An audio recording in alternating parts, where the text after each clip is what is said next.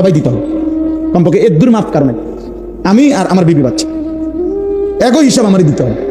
তোমার বিবি বেনামাজি হলো কেন, বেপর্দা হলো কেন, তোমার ছেলে মেয়ে নামাজ পড়লো না কেন, আপনি কদ্দুর বলছেন, কি বলছেন, কদ্দুর চেষ্টা করছেন, আল্লাহর কাছে তো হিসাব আছে, ঠিক না? কথা বলে না কেন? আল্লাহর হিসাবে যদি হয় যে না আমার বান্দা তার শেষ নিঃশ্বাস পর্যন্ত চেষ্টা করছে, তো ঠিক আছে, আল্লাহ মাফ করে দিবে। আর যদি আল্লাহ তো জানে আপনি কদ্দুর চেষ্টা করছেন না করছেন, আপনি নামাজের ফিকির করছেন যে দূর, বিদেশের ফিকির করছেন তাতে 100 গুণ বেশি। আরে তো বাদ দাও, লাগবে না, পড়লে ফরুক, না পড়লে নাই, চাই বিদেশ ফাটাই দাও।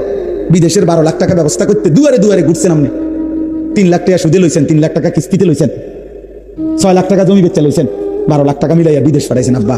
আর হুজুরের থেকে আইয়া কইছেন হুজুর খাস করে দোয়া করেন তার লাগিয়া, আল্লাহ আল্লাহ করিয়া বহুত কষ্ট করে টাকা মিলাইছে, খাস করে দোয়া করতো।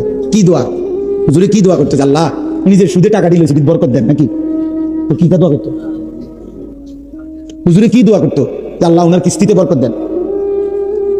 এই দোয়া করলে তো হুজুরের ঈমান থাকবে, জানেন এটা? হারামের উপরে দোয়া করলে কি থাকে না? ঈমান থাকবে। এরকম দোয়া যদি কোনো হুজুর জেনে বুঝে করে তো হুজুরের ঈমান থাকবে, তো মুসিবত না? মামলাটা কি খামখেয়ালি মনে করছেন? হারামের উপরে দোয়া করা যায় না, হারামের উপরে আল্লাহর কাছে কি করা যায় না, এটা নিষেধ, হারাম এটা। এই জন্য বিদেশ পাঠাইতে আমি নিষেধ করি না। যার রিজিক বিদেশ সে বিদেশেই যাবে, যার রিজিক এখানে সেখানেই থাকবে। প্রতি লোকমা যার খাবার যেখানে সে সেখানে পৌঁছবেই। কিন্তু আমার সিদ্ধান্ত থাকতে হবে আমি হারাম করব না, আমি হারাম নেব না, আমি আল্লাহর নাফরমানি মানব না। আমি যুদ্ধ আমার সন্তানের সাথে আমি বলে দেবো, বাপ তুই আল্লাহকে সেজদা করো না, বিবি তুমি নামাজ পড়ো না, পর্দা করো না। তুমি মনে রাখো যদি আমি দুনিয়াতে ভয়ে আতঙ্কে যদি তোমার লগে নাও পারি, তো মনে রাখো আমার মনের কষ্ট থেকে যাবে।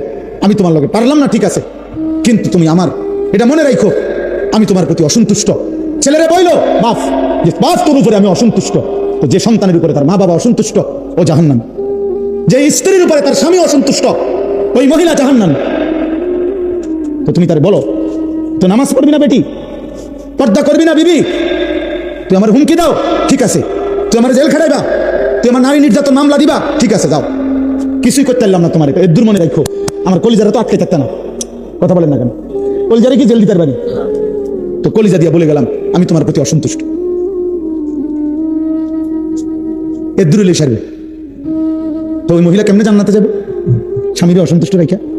ওই সন্তান কেমনে জান্নাতে যাইব বাপ মারে অসন্তুষ্ট রেখা?